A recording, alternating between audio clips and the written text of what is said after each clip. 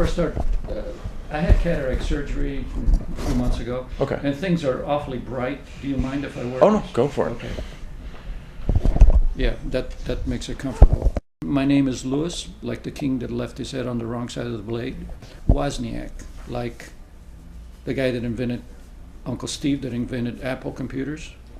Of course, he doesn't know that I exist. My research area has been in hydro generation controls, power generation, hydroelectric power generation, and speed control, frequency control.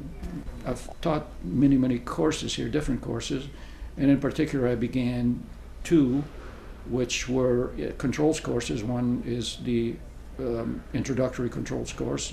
I started that, and then in the 80s I started a digital controls course. It was a practice and procedure to poll all of the graduating seniors and ask them who was their favorite professor. And this was a vote that was carried out by the Honor Society, which was Gamma Epsilon at the time. Now there's another one because we're industrial also, so there are two honor societies right now. Then the majority vote getter would be the one that receives the award. I won it several times. In fact, if I have one hanging on the wall here, it says, Department in recognition of his ability to impart knowledge to students in an atmosphere conducive to learning, Louis Wozniak selected by the graduating seniors, award sponsored by, and so on. Okay, the key word here is selected by the graduating seniors. I had a feeling that, in fact, I had won the award.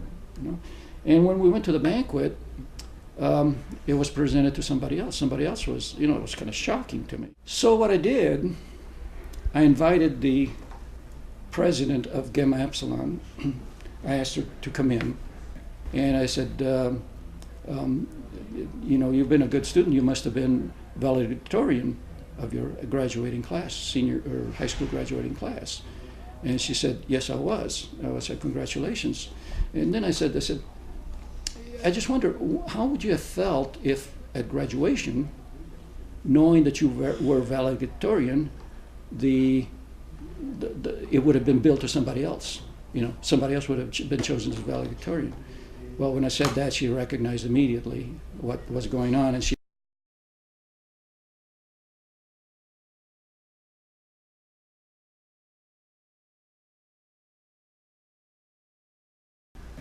So she basically said, yeah, you had the majority. First she said, well, no, they were very close. They said, no, well, I have to check over. And finally she said, yeah, you did. You got the majority vote. And then she finally said on an email, she said, I feel like I'm only the messenger. Linnell made all the decisions. I went to see Miss Lacey. But when I went down, she said, well, I don't know why you're here. I have no idea. So I told her. She said, how did you find out? I said, well, I don't disclose my sources, But how did you find out? She asked me about 4 or 5 times. And then finally I said, we're not getting anywhere. Walk out, and she said, well, Professor Pong knew about this. That's what she said. Professor Pong is the department head.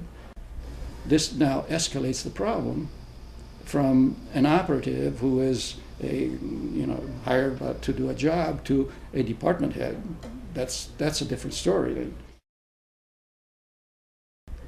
If Linnell had indeed manipulated the students, the two presidents, to switch the awardee, then she ought to be canned.